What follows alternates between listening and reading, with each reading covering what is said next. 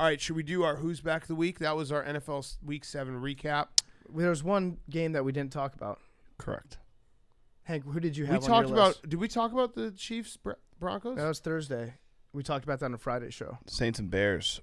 Saints and Bears. Okay. Yeah. America's Game of the Week. I'm just That gonna. was America's Game of the Week. I'm gonna go through some quarterbacks, and then you could tell me if you would like to have them on your team or not. Andy Dalton Just on my team? as starting quarterback. We could be anything? Andy Dalton, No. Sam Darnold, Yes. What? That's a stupid question. Of course. Ryan Fitzpatrick, No. Eli Manning, No. Derek Carr.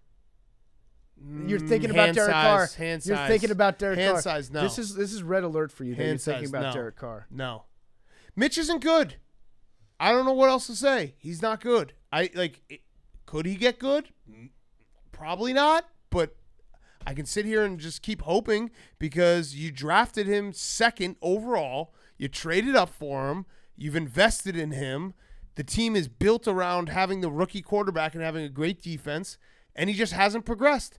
We're 7 weeks into the season, and he has gone backwards. And I think some of the blame has to be Matt Nagy because Matt Nagy is a horrific play caller as far as I've seen this year. He ran the ball 7 times, and it's like the Bears are stuck in this weird, bizarro world where you can essentially it's like a domino effect where you can blame everything. So they can't run the ball, so they pass the ball, but they can't pass the ball because Mitch can't hit receivers. So then they got to try to run the ball, but they aren't able to run the ball because no one respects Mitch passing the ball, and it just all fucking doesn't work. And it's just a disaster, and it was embarrassing. They put up fucking junkyard stats at the end so that if you wake up and you look at the box score, you're like, oh, that wasn't that bad. It was bad. It was every bit bad. And I tweeted this, but the Bears offense has done the impossible. They have murdered the Bears defense because the Bears defense basically is stuck trying to be on the field for 40 minutes a game and having horrific starting field position against them.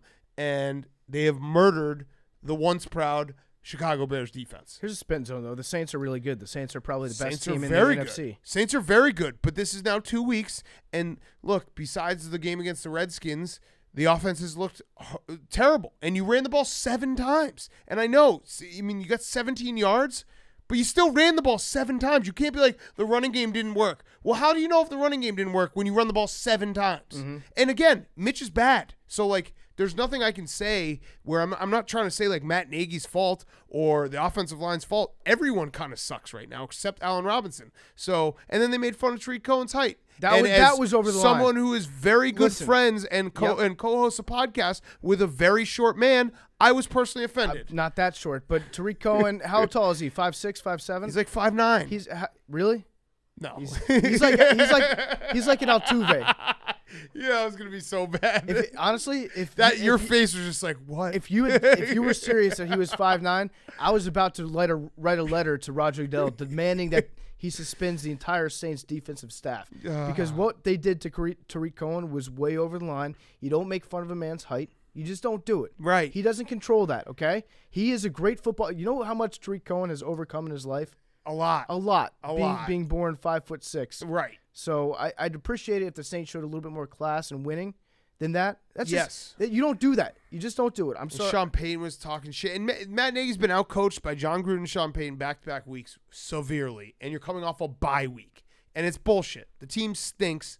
The defense is still great. Your best offensive play was your punter giving up a safety. The best offensive play was Cordell Patterson running it back with an awesome sky cam. Shout out sky cam. Which is just more of the same line of thinking that I've been saying all year, that we are a parody of every Bears team that I've ever watched, that the best offense is special teams. Verbal meme, Antonio Banderas biting his fist gif to that sky cam. It was so return. good. It was so good. It was cinema. And the Bears were back beautiful. For a second. But, man, I don't know what else to say. I think I'm echoing pretty much what everyone's thinking if you're a Bears fan.